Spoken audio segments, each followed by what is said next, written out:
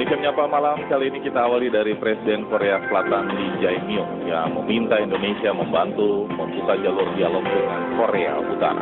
Permintaan tersebut disampaikan saat Presiden Prabowo Subianto melakukan kunjungan ke Seoul, Korea Selatan. Presiden Prabowo mengatakan Indonesia bersedia membantu membuka komunikasi dengan Korea Utara sebagai bagian dari komitmen untuk berkontribusi terhadap terciptanya perdamaian di kawasan. Hal tersebut disampaikan Presiden Prabowo saat memberikan taklimat dalam agenda presidensial briefing Kamar Dagang dan Industri atau Kadin Indonesia di Istana Merdeka Jakarta pada Jumat 31 Juli 2020 kemarin. Menurut Presiden Prabowo, kesediaan Indonesia membantu membuka dialog tersebut tidak terlepas dari prinsip politik luar negeri bebas aktif yang selama ini dijalankan pemerintah. Indonesia juga menjaga hubungan baik dengan berbagai kekuatan global tanpa berpihak pada blok tertentu.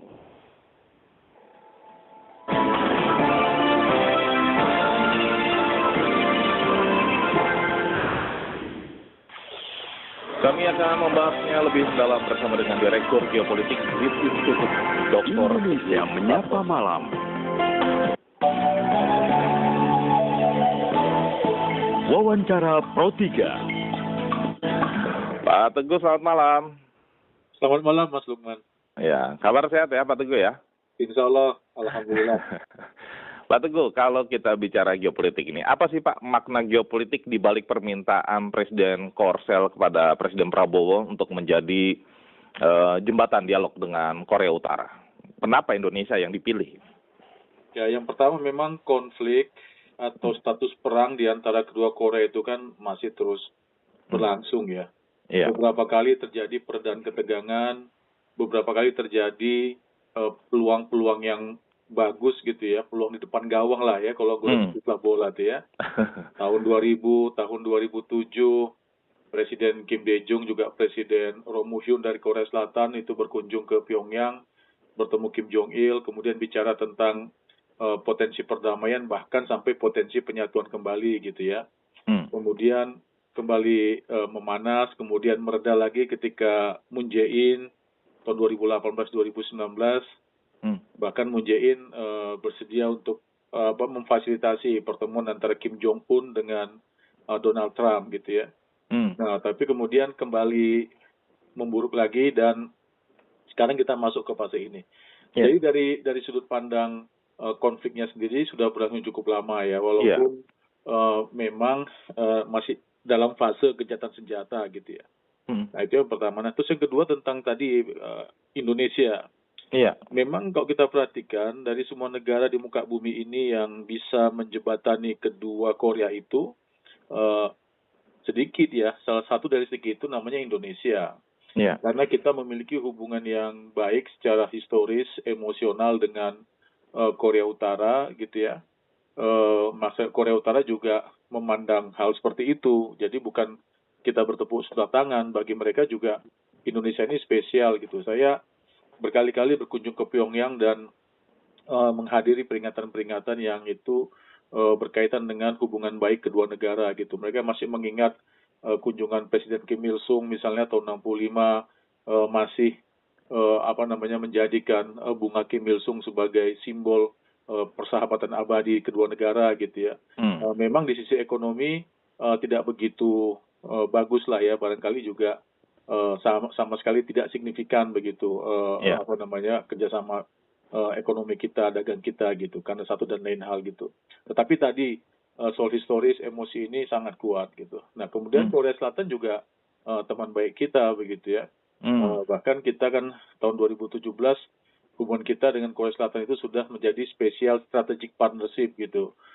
Kita juga misalnya membeli banyak pesawat latih, kemudian kapal selam kita produksi dengan Korea Selatan, kemudian kemarin kita juga ikut dalam pengembangan jet tempur KFX IFX yang sudah selesai tahun ini mestinya 2026 gitu, dan ini semua memperlihatkan bahwa semakin ke sini kita dan Korea Selatan juga hubungannya semakin baik.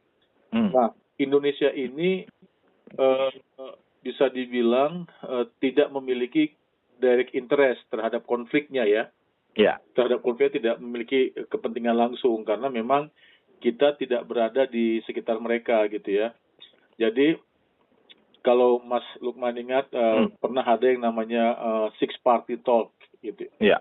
Six Party Talk itu adalah pembicaraan yang diikuti oleh 6 negara. 6 negara ini ya Korea Utara, Korea Selatan, kemudian Cina, Rusia, Jepang, dan Amerika Serikat. Nah, negara-negara ini memiliki kepentingan langsung ya terhadap semenanjung Korea dan ketegangan yang mungkin saja meledak begitu. Nah, Indonesia tidak. Six Party Talk ini akhirnya gagal karena memang pihak-pihak yang terlibat itu memiliki kepentingan langsung dan saling sandera gitu ya. Dan ada kecenderungan memandang Korea Utara itu underestimate begitu ya. Jadi agak repot gitu.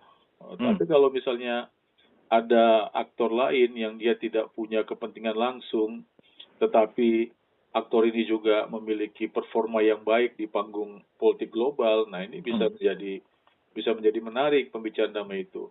Pernah diupayakan ya, misalnya di tahun 2018 ada pertemuan di Singapura, kemudian tahun 2019 ada pertemuan di Vietnam antara Korea Utara dan Amerika Serikat gitu. Tapi kan itu cuma lokasi saja. Lokasi ya. Dan itu bukan antara Korea Utara dan Korea Selatan, tetapi antara Korea Utara dan Amerika Serikat. Walaupun kita bisa melihatnya pertemuan itu juga penting karena memang ada faksi tertentu di Korea Selatan ini yang sikap politiknya tergantung pada Amerika Serikat begitu ya.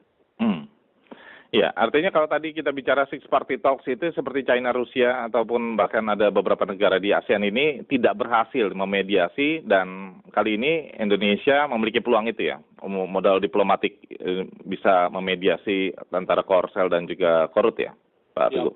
Peluang bagi Indonesia itu selalu ada, tapi kemarin-kemarin kan masih menggunakan mekanisme Six Party Talk yang kita tidak masuk dalam Six Party Talk itu. Nah, tapi setelah Six Party Talk ini bubar, saya pikir tahun 2009 ya, karena akhirnya Korea Utara juga menarik diri dari Six Party Talk, maka ya sebetulnya harus lakukan cara-cara lain. Nah, cara-cara lain ini adalah dengan melibatkan mediator yang kredibel ya, yang bisa dipercaya oleh kedua negara yang bertikai ini dan punya hubungan baik dengan mereka, dan menjaga prinsip bukan cuma sekedar netralitas, tetapi aktif neutrality kan gitu, seperti Indonesia. Iya. Ini terkait dengan penghentian reunifikasi, di mana pemimpin Korut Kim Jong-un secara resmi menghapus tujuan reunifikasi, dan ini sejalan ini. Kalau saya baca ini juga kan buku dari Pak Teguh ya, yang sudah ditulis ya, reunifikasi Korea, game theory itu seperti apa Pak?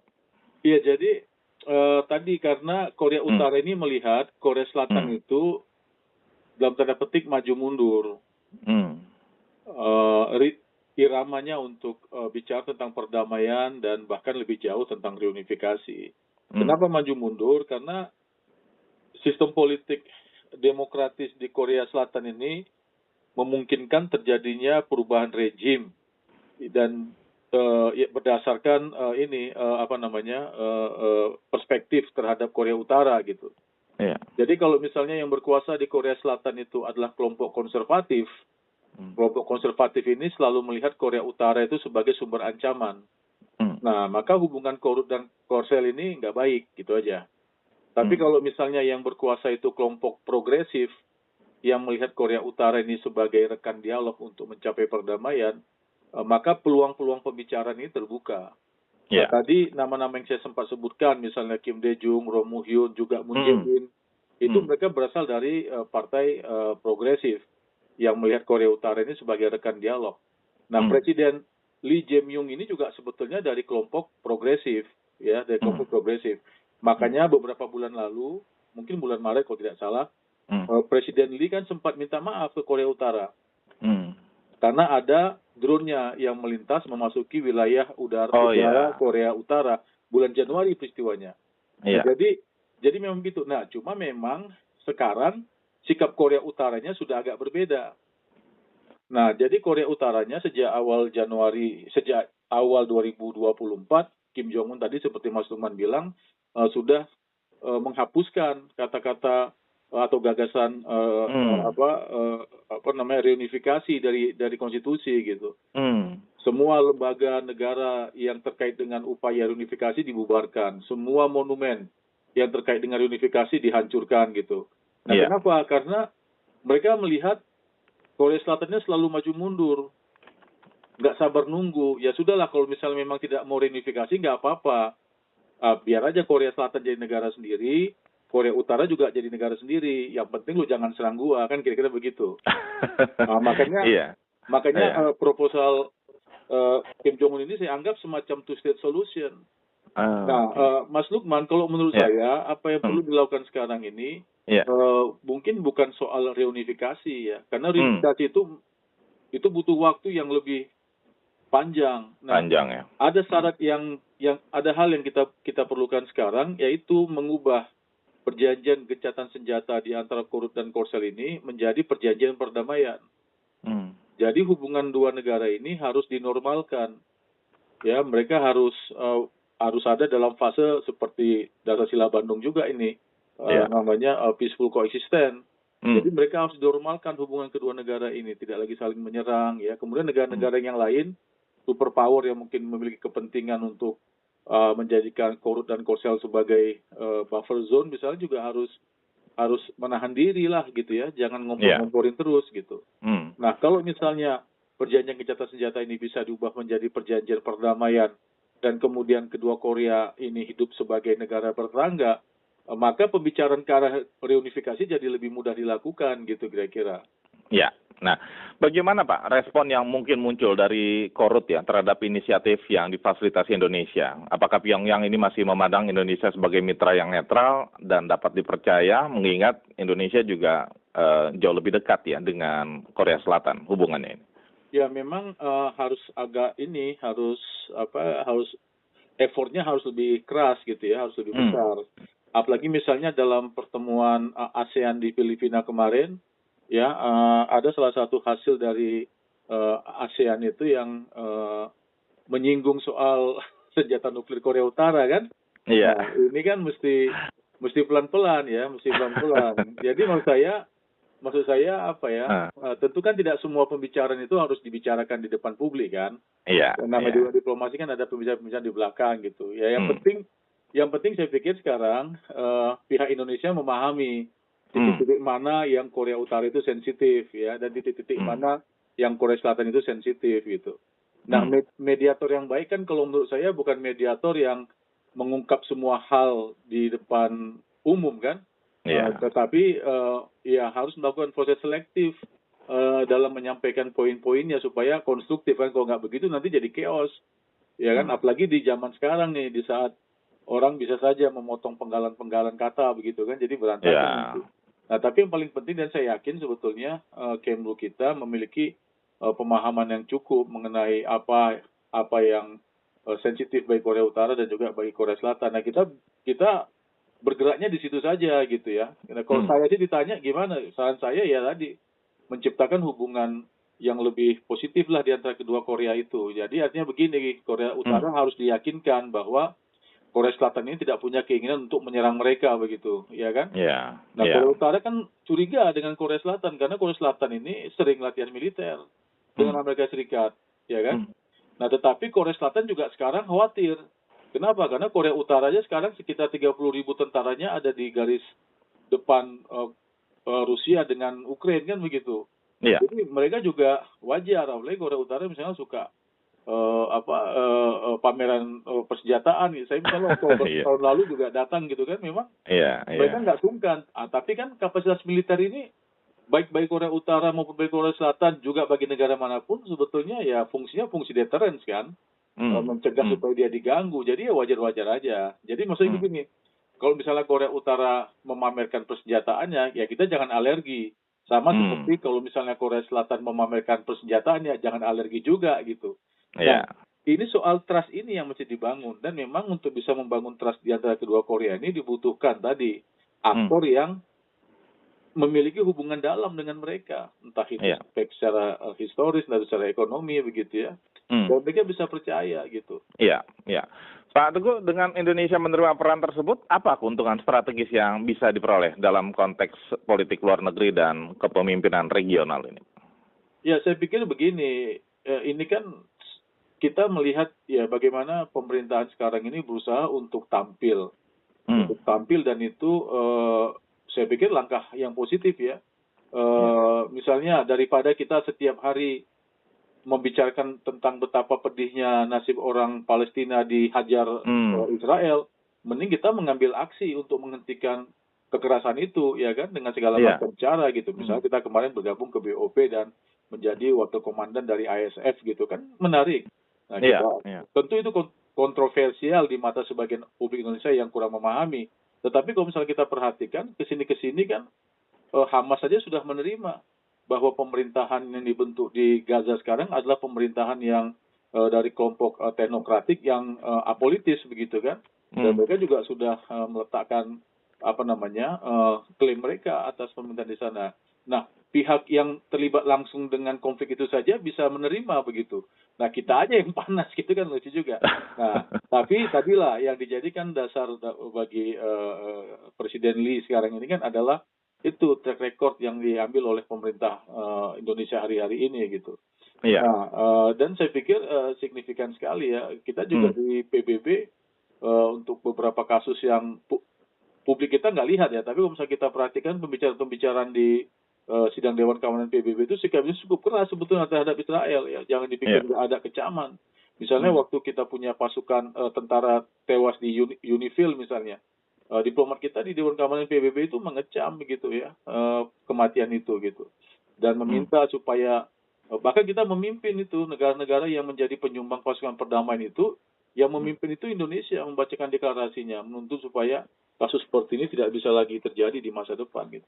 Nah, jadi hal-hal ini yang dilihat oleh dunia internasional itu gitu ya. Dilihat dari mereka menjadi kredit lah. Artinya dalam jangka panjang peran Indonesia sebagai mediator ini dapat memperkuat posisi Indonesia dalam diplomasi global ya, seperti G20, ASEAN ataupun PBB tadi ya. Iya kan, kalau misalnya konflik di Palestina dan konflik di Korea Utara, di semenanjung Korea maksud saya, ini kan dua konflik yang intractable ya, yang berurat belakar ya. Kalau misalnya Indonesia bisa tampil positif di kedua arena ini, maka itu adalah modal yang cukup besar bagi performa kita di masa-masa yang mendatang begitu. Nah, tapi tentu saja, ini penting juga ini, Mas Firman. Kita nggak bisa bicara banyak kalau kita hanya mengandalkan sisi-sisi sentimental ya, tidak bisa. Nah, kita juga harus memperlihatkan bahwa negara kita ini memang punya muscle ekonomi, muscle militer gitu ya, muscle SDM kan gitu. Dan kalau saya lihat apa yang sedang dikerjakan oleh pemerintah sekarang ini berusaha untuk membangun muscle tadi itu, otot-otot tadi itu, sehingga ketika kita hendak tampil di panggung global, orang percaya gitu, orang ngerti, oh iya lu begini, oh ya. Tapi kalau misalnya kita cuma sekedar ingin, nah tapi kemudian orang juga bisa lihat, ya itu kan namanya nggak benar gitu ya. Nah, saya lihat sekarang ini paralel nih. Jadi ke panggung global dikejar posisi itu sebagai juru damai tadi, karena perdamaian itu adalah kewajiban yang sudah menjadi kewajiban kita di konstitusi gitu. Tapi di saat bersamaan supaya performa kita itu juga jadinya pantas, ya kita sekarang sedang bekerja untuk memperbaiki sisi domestik kita. Nah, tentu kedua hal yang dikerjakan secara paralel ini kan bukan hal yang mudah ya, tapi saya lihat sih trennya ke arah itu. Pak Teguh, terakhir Pak, masukan untuk pemerintah Indonesia guna mendukung suksesnya misi perdamaian tersebut seperti apa, silakan. Ya, tadi sudah saya sampaikan di bagian awal sebetulnya kita harus memahami hal-hal yang sensitif bagi Korea Utara juga bagi Korea Selatan, dan kita menjadikan itu sebagai bottom line saja gitu ya. Sekarang ada trust issue di antara kedua negara ini. Korea Utara khawatir Korea Selatan yang akan menyerang mereka, sehingga Korea Utara kemudian meningkatkan kapasitas militernya, termasuk kerjasama pertahanannya dengan Rusia gitu. Nah, di saat bersamaan Korea Utara juga khawatir Korea Selatan ini hendak menyerang dia kan. Nah, trust issue ini yang harus ditarget oleh delegasi Indonesia nanti. Dijaga gitu ya. Baik. Pak Teguh Santosa, terima kasih banyak waktunya untuk RRI Pro 3 malam hari ini. Sehat dan sukses selalu. Selamat malam, Pak. Makasih Mas Lukman, selamat malam. Nah, pendengar Direktur Geopolitik Grid Institute Dr. Teguh Santosa, kami berbincang bagaimana Presiden Prabowo Subianto mengungkapkan Presiden Korea Selatan meminta bantuan buka dialog dengan Korea Utara.